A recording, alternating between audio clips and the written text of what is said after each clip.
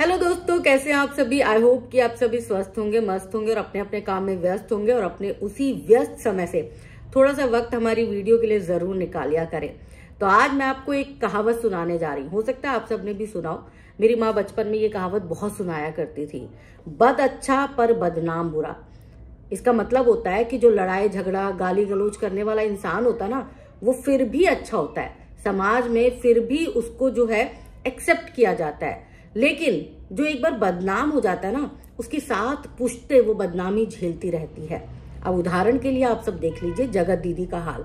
जगत दीदी जो हैं, जब उनको जगत भैया ने बदनाम किया तब से लेकर अब तक रोजाना उनकी चर्चाएं होती हैं। और उनकी चर्चाएं कुछ लोग अच्छे में करते हैं जो उनको सपोर्ट करते हैं, लेकिन बहुत सारे लोग ऐसे हैं जो उनके लिए नेगेटिव बातें बोलते हैं। और इसका इफेक्ट सिर्फ जगत दीदी तक नहीं है, जगत दीदी के साथ जो लोग जुड़े हुए हैं वो भी बदनाम हो रहे हैं, उनको भी टारगेट किया जा रहा है। कौन टारगेट कर रहा है ये भी आपको बताएंगे, लेकिन उससे पहले आप सबको बता दें जबलपुर वाला इवेंट जो था उससे ये जुड़ा हुआ मामला है। सब जानते हैं कि जबलपुर वाले इवेंट को लेकर भी बीच में बहुत बवाल मचा था। कहा जा रहा था कि जबलपुर वाले इवेंट में पहले जगत दीदी को इनवाइट किया गया था, लेकिन उसके बाद जो है जगत दीदी के नाम पर बड़ा वाला क्रॉस लगा दिया गया। वो इसलिए क्योंकि जगत दीदी तो बदनाम हो गई थी। अब ऐसे में आयोजकों को लगा कि भाई अगर किसी बदनाम औरत को हम अपने इवेंट में बुलाते हैं तो उससे हमारे इवेंट नेगेटिव में चला जाएगा, लोग हमारे इवेंट पर निशाना साधेंगे। और ये सोच समझ के इवेंट वालों ने जो है जगत दीदी का पत्ता काट दिया। उस पर भी जगत दीदी ने सफाई दी थी और कहा था कि नहीं, ऐसी बात नहीं है, मुझे इनवाइट किया गया था, बट मैं वक्त पर ना तो उनके मेल का जवाब दे पाई और ना ही फोन का जवाब दे पाई। यहां तक सब ठीक चल रहा था। इवेंट हुआ, इवेंट में जगत दीदी के बहुत करीबी दोस्त, होने वाले पति, ये सब नजर आए। इसको भी अलग कर देते हैं। लेकिन जगत दीदी की देवरानी जो है उनको भी जबलपुर के इवेंट में इनवाइट किया गया था, जो खुद जबलपुर में ही रहती हैं। इनवाइट किया गया था इंस्टाग्राम पर, फोन नंबर दिया गया था और बकायदा उनसे बातचीत भी हुई थी जो इवेंट के आयोजक हैं। और उन्होंने एक दिन पहले तो ये कहा कि आपको आना है और दूसरे ही दिन उन्होंने मना कर दिया, ये कह के कि अगर हम आपको बुलाते हैं तो इससे हमारे इवेंट पर नेगेटिव असर पड़ेगा। और ये बात उनको किसी यूट्यूबर ने ही बताई। और वो यूट्यूबर कौन है इसका नाम भी हम आपको बताएंगे, क्योंकि उनको बहुत आदत है दूसरों के मामले में घुसने की। अभी तक वो दूसरों के मामले में घुस रही थी तो किसी ने कुछ नहीं कहा, लेकिन अब हद से ज्यादा चीजें बढ़ती जा रही हैं, तो अब उनके बारे में बोलना बताना बहुत जरूरी हो गया है। यूट्यूब पर जो जैसा दिखता है वैसा होता नहीं है। हम बहुत बार बहुत सारे लोगों की बातों में आ जाते हैं, उसके चेहरे मोहरे पर हाव भाव में आ जाते हैं कि अरे यार ये तो चेहरे से ही सीधा दिख रहा है, तो ये सीधा इंसान है। पर जो सीधा दिखता है वो कभी सीधा नहीं होता, वो हमेशा टेढ़ा होता है। और ये आप सबको भी पता है, आप सब भी जानते हैं। आज उस शख्स के बारे में मैं बताऊंगी जिसने इस पूरे मामले का रायता फैलाया, मतलब जबलपुर वाले इवेंट का। अब एक दिन पहले तो इंस्टाग्राम पर खुद जगत दीदी की देवरानी से कांटेक्ट किया गया, यानी कि जगत दीदी की देवरानी का नाम उस लिस्ट में था, मेहमानों की लिस्ट में था। और उनसे कहा गया कि आप जो है इवेंट का प्रमोशन भी कर दीजिए।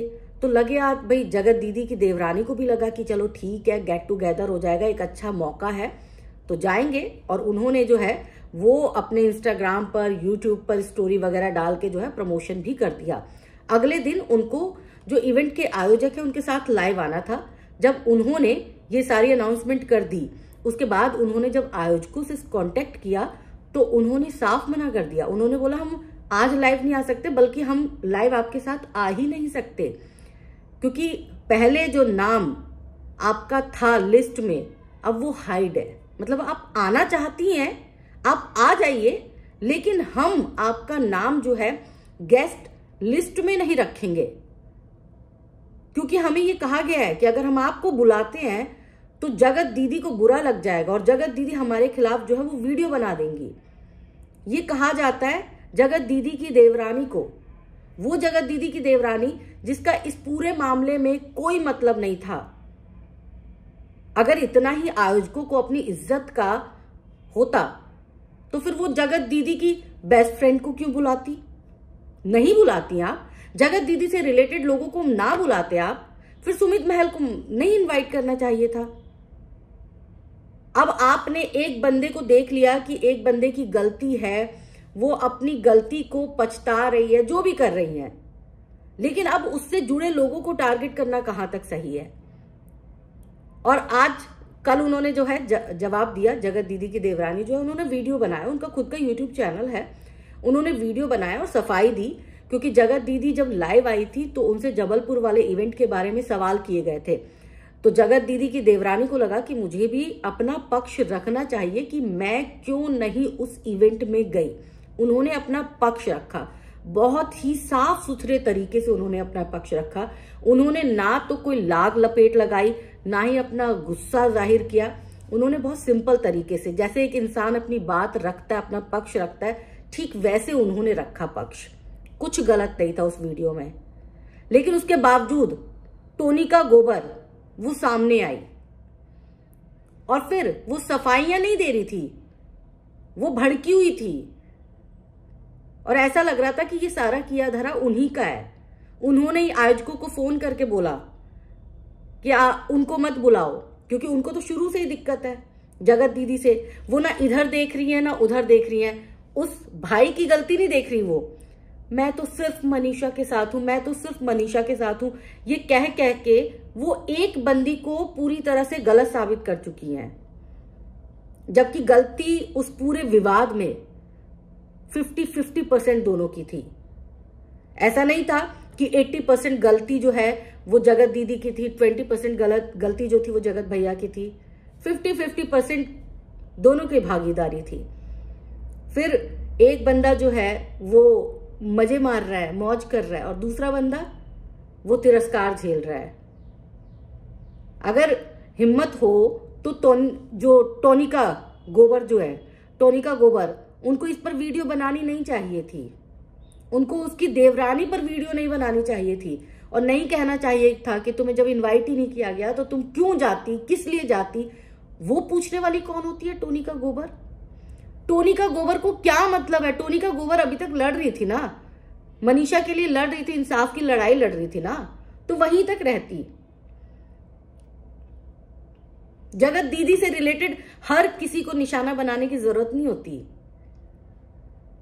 सारे के सारे मधुमक्खी के छत्ते की तरफ जो है जगत दीदी के पीछे पड़ गए और एक तरफ जो है वो मौज मार रहा है। इतनी बड़ी गलती करने के बाद, 50-50% की गलती करने के बावजूद भी एक बंदा मौज मार रहा है, लोग उसे कुछ नहीं कह रहे हैं, लेकिन एक बंदी जो है वो तिरस्कार झेल रही है सिर्फ इसलिए क्योंकि वो स्त्री थी, और स्त्री में भी वो विधवा स्त्री थी, तो इजी टारगेट थी, इजीली आप बोल देंगे उसको।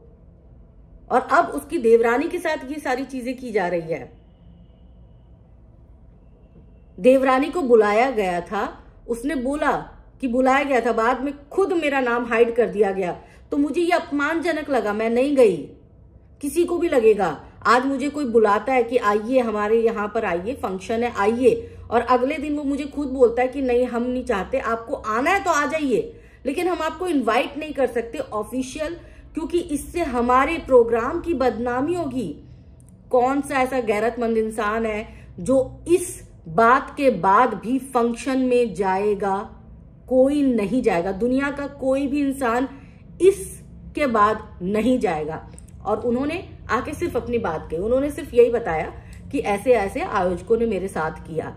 आप सब वो वीडियो जरूर देखिएगा। फिर टोनिका गोबर को क्यों जलील करने का हक मिल गया? क्या मतलब बनता था? उन्होंने अपनी बात कही, टोनिका गोबर को मौका मिल गया, टोनिका गोबर आ गई मसीहा बनके कि भाई मैं बोलूंगी अब इसके पीछे। Who are you? कौन हो तुम? इतनी सारी महिलाएं जिनके साथ न्याय नहीं हो पा रहा, अरे जाओ ना उनको न्याय दिलाओ। वाईटी पर वीडियो बना के क्यों न्याय दिला रही हो? न्याय की देवी हो तुम आज तक ये तो बोल नहीं पाती हो कि 50% उसकी गलती थी, 50% उसकी गलती थी। जब ये नहीं बोल पाती हो तो क्यों टारगेट कर रही हो तुम? जो गलती थी वो दोनों की गलती थी, लेकिन अब इन दोनों चीजों में परिवार को इन्वॉल्व मत करो। उसकी देवरानी को, भाई देवरानी से तो उन सब का रिश्ता रहे हुए भी कई साल हो गए। देवरानी के साथ वो नहीं रहती है जगत दीदी ना, आपको पता है। उसके बावजूद आपने वीडियो बनाई और वीडियो बना के आपने बोला कि तुम्हें जब इनवाइट ही नहीं किया गया, किसी के घर तुम कैसे चली जाओगी जब तुम्हें इनवाइट नहीं किया गया? कैसे? तुम्हें तो बोला ही नहीं गया। और फिर तुम क्यों रो रही हो? अरे उसकी मर्जी, उसका यूट्यूब चैनल है, तुम क्यों भौंक रही हो? तुम्हें किसने बोला है बोलने के लिए? वाईटी पे, सिर्फ वाईटी पे तुम्हें महिलाओं की मदद करनी है? अरे बहुत सारी महिलाएं हैं, जाओ उनकी मदद करो। अभी तो तुम्हारी फ्रेंड हल्का को भी मदद की जरूरत है, जाओ उसकी मदद करो। कोई इंसान अगर सीधे सिंपल तरीके से वीडियो बना रहा है और वो आके सिर्फ अपनी बात रख रहा है, अपने तरफ की बात रख रहा है, बिना गाली गलौच दिए, बिना किसी पे ब्लेम लगाए, उसने सिर्फ अपनी बात रखी, उससे आपको मिर्ची क्यों लगी? कहीं आप वही औरत तो नहीं है या वही ब्लॉगर तो नहीं है जिसने आयोजकों को भड़काया हो? क्योंकि होते हैं ना कुछ समाज में लोग जिन्हें पछता नहीं है कि सामने वाला इंसान जी ले, सांस ले ले। उसको लगता है कि मेरे बगैर जो है लोग जीना छोड़ दे, सांस लेना छोड़ दे, मैं ही सबकी बन जाऊं सरताज। कहीं आप वो तो नहीं है? तो फिर अपनी तरफ देखिएगा। आप जब जब गलत बोलेंगी मैं तब तब आऊंगी। टोनिका गोबर जी के लिए ये वीडियो स्पेशली है, टोनिका गोबर जी के लिए।